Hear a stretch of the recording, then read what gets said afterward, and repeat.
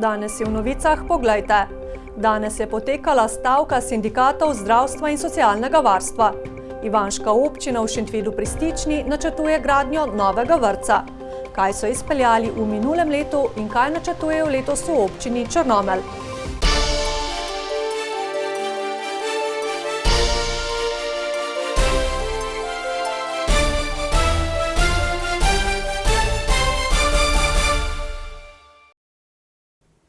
Dober večer. V zdravstvenih domovih, bolnišnicah, socialno-varstvenih zavodih, centrih za socialno delo in lekarnah so se odločili za stavko, potem ko sindikati zdravstva in socialnega varstva na pogajanjih z Ministrstvom za zdravje niso dosegli napredka. Več pa v naslednjem prispevku. Davi smo se najprej ustavili v bolnišnici za otroke v Šentvidu pri Stični, kjer pa stavke ni bilo opaziti. Oskrba otrok kot najranljivejše skupine je vendarle v ospredju. Zaposleni sindikat zdravstva v naši bolnišnici se je pridružil stavki in me ob tem tudi obvestil, vendar so se odločili, da delo bo potekalo nemoteno in dejansko nobena dejavnost ne bo prekinjena. Stavki so se pa pridružili tudi zaposleni v novomeški bolnišnici in zdravstvenem domu, ki so enotno izrekali svoja pričakovanja in zahteve. Opazili smo tako delavce zdravstvene nege kot tehničnih služb. Izpostavili so neenakopravno obravnavo zaposlenih v zdravstvu. Naša največja prošnja je tudi bila, da naši uporabniki razumejo namen, da ne stavkamo zaradi oziroma zoper njih in da ne bi upravljali storitve temveč zaradi postopanja vlade, ki enostavno ne obravnava nas pravično, kot bi to bilo prav. Stavkajo vsi zaposleni z izjemo zdravnikov, je dodala Čegovnikova, četudi se jim niso mogli pridružiti. Na ploščadi smo jih našteli dobrih 100, v bolnišnici jih je zaposlenih približno 1200. Treba je poudariti, da srednja medicinska sestra je bila do jeseni v 23. plačnem izhodišču, kar predstavlja v denarju minimalno plačo v Sloveniji. S tem, ko je pridobila 3 plačne razrede, lahko izračunamo, koliko pomeni 12% zvišanje, je dodala. V zdravstvenem domu je bil, smo slišali, dvig plač še bolj mizeren. Tako da so sodelavke v splošnih ambulantah, v otroških dispanzerjih, šolskih dispanzerjih dobile en plačni razred. To pomeni 40 evrov bruto. Zgovorni so bili tudi zaposleni. Jezni smo upravičeno, po dogovorih ni bilo sprejetih naših standardov in normativov, ki so že pripravljeni vsaj pol leta, če ne več. Ravno tako so nas preslišali pri dvigovanju plačnih razredov. Delamo po vseh oddelkih v naši bolnišnici, smo v prvi bojni liniji, ko gre zdaj za tale COVID epidemijo. Izpuščeni smo bili iz teh plačnih razredov. Povsem pri dnu pa je tehnično osebje, kot so vzdrževalci in perice. 40 let že delam tukaj in tudi bom povedala, da je zelo slabo splačo, kar mi še nakazuje do minimalne plače. Čisto malo se zvišuje, tudi če kaj dobim dodatek na uspešnost, to je zelo malo. To je zelo malo, to je 20 do 25 evrov. Slabo ovrednoteno je tudi delo vzdrževalcev. In vsi naši zaposleni, ko tukaj delajo, imajo s tem težave, da so zelo, zelo slabo plačani. Se pravi, vsi fantje, ki delamo v delavnici, so na minimalcu. Delo pa je zahtevno in odgovorno. Vsi pričakujejo od nas, da bomo znali in delali vse, je še poudaril. Zaradi stavke so sicer programe v novomeški bolnišnici izvajali okrnjeno. Oskrbeli so le najnujnejše primere. Nemoteno pa je delo potekalo na urgenci, nam je ob jutranjem obisku povedala njena direktorica. Mi brez snažilk, brez kuharic, brez peric, brez pravnikov, brez ekonomistov, brez IT-jevcev ne moremo voditi tako velike bolnišnice. In da se na vse te pozabi, seveda ne gre. Je pa zdaj priložnost, da vpleteni in vlada skušajo doseči dogovor, je dodala. Stavki so se pridružili tudi lekarniški delavci. Lekarne so bile med 10. in 16. uro zaprte, a pred glavno novomeško lekarno je bilo drugače. Namreč opravljala je storitve dežurne lekarne in na posebej temu namenjenem okencu so izdajali zdravila in ostale pripomočke.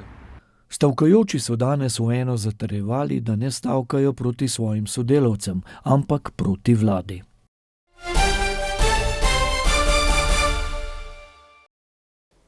Občina Ivančna Gorica se po besedah župana, kot ena redkih občin, sooča s sladkim problemom – povečanjem števila občanov. Priseljujejo se predvsem mlade družine. Letos jih tako čaka pomemben projekt – izgradnja novega vrtca, ki naj bi rešil problem odklonjenih otrok za sprejem v vrtec. V tem šolskem letu vrtec Ivančna Gorica obiskuje več kot 700 otrok, več kot 100 pa so morali odkloniti sprejem. Vrtec, ki ga bodo zgradili v Šentvidu pri Stični v bližini gasilskega doma, je torej nujen. Zelo je potreben spričo podatkov že več let nazaj. Imamo veliko število odklonjenih prosilcev za vpis v vrtec, kar seveda je potrebno reševati in vrtec v Šentvidu bo gotovo velik del te rešitve. Občina je trenutno v postopku izbire izvajalca, ki se bliža koncu. Z gradnjo bi lahko začeli že kmalu.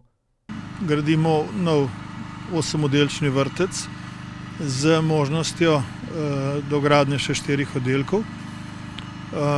Projekti so zastavljeni tako, da bo te 4 oddelke moč zgraditi brez dodatnega administriranja, dodatnih problemov. Soočajo pa se s finančno težavo, saj se je precej podražila projektantska ocena vrtca. Bomo sredstva zagotovili z rebalansom, ki bo sprejet v kratkem in pa s pomočjo tako države, ki nam je že dala sklep za dodatni milijon, za milijon sofinanciranja, nekaj manj. In pa kandidirali bomo tudi še na ekosklad za približno $500 000 sredstev. Celoten projekt je ocenjen na skoraj 4,5 milijona evrov. Ravnateljica je aktivno sodelovala pri načrtovanju novega vrtca, ki bo kot nadstandardni objekt poskrbel za vse potrebe predšolske vzgoje. Imel bo 8 igralnic, velikih prostornih igralnic z lastnimi, torej oddelčnimi garderobami in umivalnicami oziroma sanitarijami z terasami. Poleg tega bo imel velik večnamenski prostor, ki bo kot športna igralnica. Ob tem pa še veliko zunanje igrišče, prostore za strokovne delavce in lastno kuhinjo. Če ne bo zapletov, bo končan do 1. septembra. Iz vidika organizacije oddelkov in iz vidika kadrovske postavitve bi bil 1. september in nov vrtec krasna kombinacija. Ampak z vidika odklonjenih otrok in potreb po novih kapacitetah vrtca bo pa vsak datum čudovit. Še ostajamo pri naložbah v vzgojno-izobraževalne ustanove. Letos in prihodnje leto bodo pri osnovni šoli Blanca potekala obsežna gradbena dela, v sklopu katerih bodo obnovili dotrajano šolsko kuhinjo in dozidali po 2 oddelka vrtca in šole s spremljevalnimi prostori. Pred 10 leti je osnovno šolo Blanca obiskovalo okoli 90 otrok, sedaj pa skupaj z vrtičkarji 200. Zato bodo zgradili prizidek v 2 nadstropjih. Naložba je ocenjena na 2 milijona evrov. Občina ima v letošnjem proračunu namenjenih 700 000 evrov in naš cilj je seveda, da uredimo v prvi vrsti kuhinjo, da bomo čim manj motili, ta šolski proces. Ko bomo seveda dobili ponudbo izvajalca, pa bomo lahko finančno in pa vsebinsko in terminsko uskladili točno, na kakšen način bomo lahko sfinancirali, tako finančno in pa tudi časovno. Vsa potrebna dokumentacija je pripravljena, čakajo na izdajo gradbenega dovoljenja.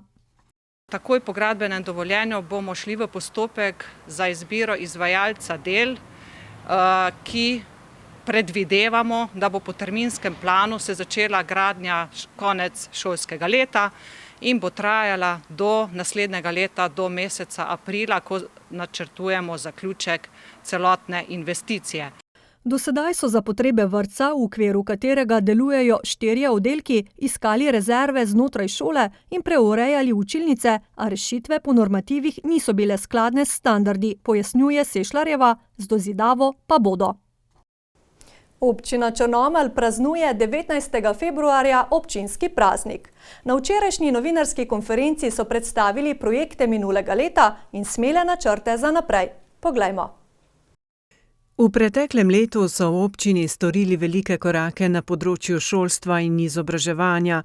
Govorimo o rušitvi vrtca Loka, začeli so izvajati aktivnosti pri gradnji osnovne šole Loka. Zaključek naložb bo omogočil rekorden proračun z načrtovanimi 28 milijoni odhodkov in prihodki v višini 23,5 milijonov evrov. Osnovna šola Loka, največji projekt, 12 milijonov pa 100 tisoč evrov. Vrtec Loka, 4 milijone evrov, osnovna šola Dragatuš, 2 milijona 700, kanalizacija Črnomelj, skoraj 3 milijone evrov, kolesarska pot Črnomelj-Kanižarica, skoraj milijon evrov, dijaški dom Črnomelj, sanacija, statična sanacija, 900 tisoč evrov. So največje in najbolj pomembne naložbe za naslednji 2 oziroma 3 leta, pri čemer se bo občina za njihov zaključek morala tudi zadolžiti. V naslednjem obdobju se bomo prijavljali samo na razpise, kjer bo sofinancerski delež države primerno velik. Dejstvo je, da smo svoja lastna sredstva za te velike projekte nekako že rezervirali in jih usmerili v to, in zdaj nas čaka pač veliko inovativnosti za iskanje sredstev na drugačen način. Trenutno nadaljujejo s projektom dograditve kanalizacije v mestu, ki bo zagotovil 98% pokritost z omrežjem. Obljubljen je en velik razpis za obnovo Črnomaljskega gradu. Tu moram reči, da v vsakem primeru, če bo ta razpis šel, česa pa ne, računamo, da bomo do poletja odprli javna stranišča v Črnomlju. Med številnimi načrti je tudi kolesarska povezava Črnomelj-Kanižarica. Nedavno so predstavili še 2 idejni zasnovi, za športni park pri srednji šoli in za kreativno hišo mladih, kjer želi občina Črnomelj mladim dolgoročno zagotoviti večnamenski prostor za izvajanje mladinskih aktivnosti.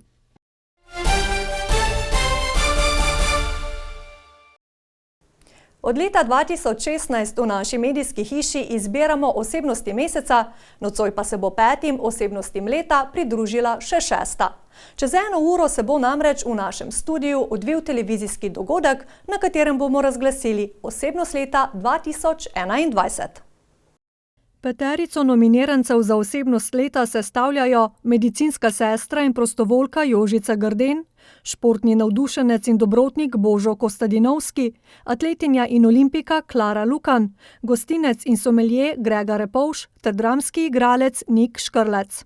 Ja, v priprave je vključeno celotno uredništvo, številna ekipa naše televizije in precej vroče je, nestrpni smo in radovednost je v zraku, ker si želimo izvedeti, komu so gledalci namenili največ glasov, ampak to seveda šele okrog 8:30 nocoj. Tehnična ekipa je že ves dan na delu, da bo vse potekalo, kot se za takšno akcijo in prireditev spodobi. Ves projekt je precej obsežen, ne samo z organizacijskega vidika kot snemanja, postavitve scene, ampak potem tudi še postprodukcije, se pravi montaže, grafične obdelave. Vsakemu televizijskemu dogodku svoj pečat odtisne scenska postavitev, ki je tudi tokrat nekaj posebnega. S to konkretno sceno je bilo dela kar 2 dni. Sam sicer nisem bil pri tem udeležen, začel sem že, idejo sem iskal, izrezoval zadeve vse, ki so potem bile nalepljene na sceno. Studio je torej pripravljen, sodelujoči pred in za kamero tudi, čakamo le še, da ura odbija 20 in se slovesnost začne. Nocoj bomo torej izvedeli, kdo se bo pridružil 5 dozdajšnjih osebnosti leta, ki jo sestavljajo Primož Jeralič, Gregor Zagorc, Leopold Pungarčar, Leja Marija Colarič-Jakše in junaki v belem. Razlog več torej, da ostanete v družbi vašega kanala in preživite prijeten večer.